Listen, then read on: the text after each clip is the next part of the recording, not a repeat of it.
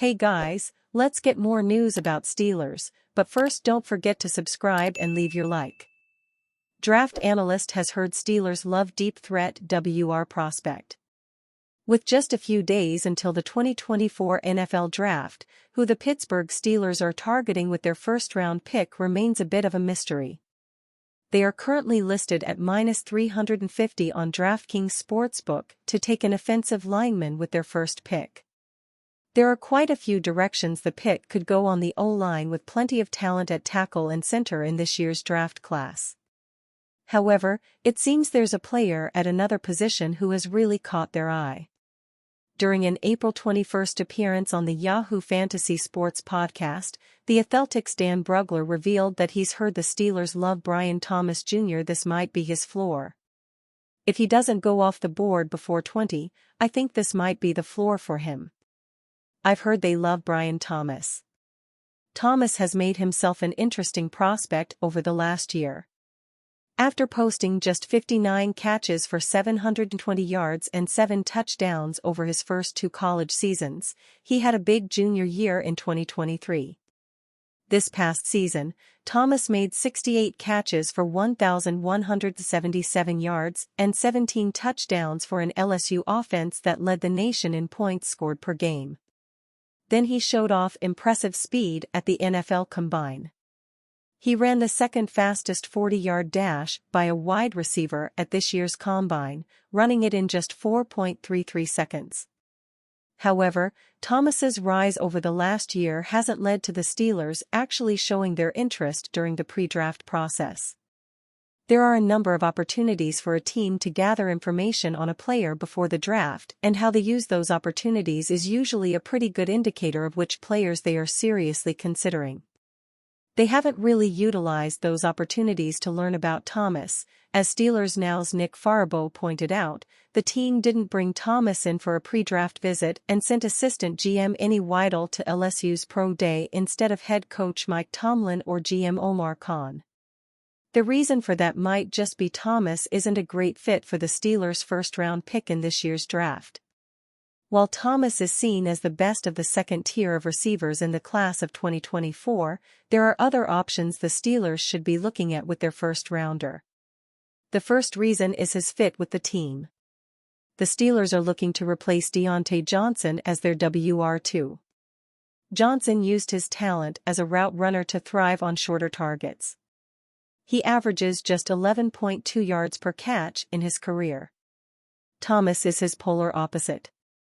In his pre-draft Dynasty Rankings article for Fantasy Points, Scott Barrett pointed out that 42.7% of his yards in 2023 came on go routes.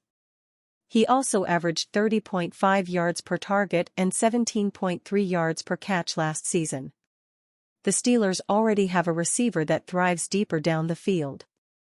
George Pickens averaged 18.1 yards per catch last year. They also have much bigger needs than wide receiver. The Steelers don't have a center right now and need to upgrade at offensive tackle.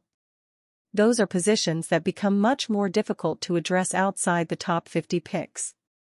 The talent pool definitely thins at wide receiver later in the draft, but there will be viable options at the position in round 3.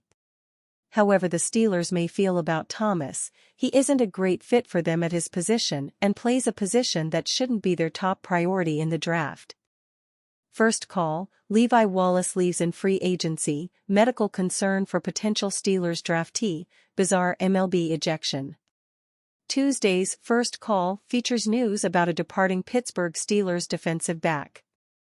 A potential Steelers draft target may have a medical concern. The Brandon Ayuk trade conversation has more oxygen. And a Pittsburgh area native was a star during a crazy day at Yankee Stadium. Cornerback Levi Wallace is heading out to Denver after all. 2 weeks ago, it was reported that the former Steeler was going to take a free agent visit to check out the Broncos. Now, the franchise has announced Wallace is shipping out to Colorado with a new contract. Wallace joined the Steelers prior to the 2022 season after playing the first 4 years of his career with the Buffalo Bills. During his 2 years in black and gold, Wallace played in 31 games, starting 18. He totaled 6 interceptions after arriving in Pittsburgh, to go along with defending 24 passes and making 86 tackles. Joey Porter Jr. and Dante Jackson are likely to be two of the primary corners deployed in most situations. The likes of Shandon Sullivan and Patrick Peterson are still free agents from last year's team. If San Francisco general manager John Lynch is attempting to tamp down speculation of a potential Brandon Aiyuk trade, he isn't doing a great job of it. Via Pro Football Talk, during Monday's pre-draft press conference, Lynch cut off a question about whether Aiyuk's agent has been given permission to seek a trade. "I'm not going to get in all those details," Lynch said, interrupting Matt Maiocco of NBCSportsBayArea.com. "We're really focused on BA being part of us. He's under contract, and we're looking forward to that." When Lynch was asked if he has received calls about Aiyuk's availability, he replied, "We receive calls about a lot of guys." That is not exactly a denial. Lynch was asked if Aiyuk will be traded this week. He said, "I wouldn't anticipate that." Again, that's not a no, maybe it's because Lynch doesn't want it to be. Perhaps he's trying to bait the best possible trade offer from another team. However, the Niners would be best served if they could work out a long-term deal with the second-team All-Pro receiver. Lynch, at least, did say that result is the primary goal. "Our wish is that he's here and a part of the Niners for the rest of his career," Lynch said. "We're working through that." Aiyuk wants a new contract instead of the team's $14.1 million fifth-year option. He totaled 75 receptions, 1,342 yards and 7 touchdowns in 2023. Given the Steelers' need at wide receiver and Aiyuk's social media outreach to Mike Tomlin, Pittsburgh has frequently been linked to Aiyuk trade rumors as a potential destination. A potential Steelers draft target has an injury concern. It's Washington tackle Troy Fautanu. Can Steelers grab C. Jackson Powers Johnson in round 2? Can the Steelers grab C. Jackson Powers Johnson in the second round? Draft week is upon us, and pretty soon we're going to find out what was legitimate and what was bull. One of the most interesting narrative this draft season for the Steelers has been the center class. To hear many tell it, there's no chance at this point that the Steelers can land a top center in the second round. Graham Barton may arguably be the top center at this point, and he's certainly going in the first round. We've heard talk about Zach Frazier possibly going in the first as well. On the other hand, talk has cooled on Jackson Powers Johnson, an early favorite to wind up in Pittsburgh. Maybe he doesn't fall all the way to 51 for the Steelers, but does he come within striking distance? What kind of trade would the Steelers execute in order to bring him in? Because if they want a center bad enough but don't take one in the first round, they're not going to sit on their hands in the second round hoping that one of the top 3 names fall. At this point, I'm sensing that Jackson Powers Johnson has the most realistic chances of falling outside of the top 40. I'm not gauging how likely he actually falls that far, but I think it's within the realm of possibility. That's especially so if 2 other teams already claim their centers before anybody drafts him. The Steelers decided not to wait for an alternative when they released Mason Cole. They decided that he isn't worth what they were paying him, but seemed surprised by the center market. They only kicked the tires on 1 or 2 options before going cold on the trail. Yet they brought in Jackson Powers Johnson and every other center in the draft for pre-draft visits.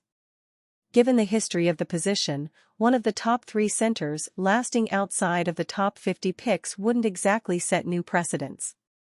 This is also a draft that is deep in multiple premium positions, and those tend to elicit runs. Of course, the Steelers want to take advantage of the depth at receiver and cornerback, too. But the centers drop off sharply, in the estimation of many, after the top 3 candidates.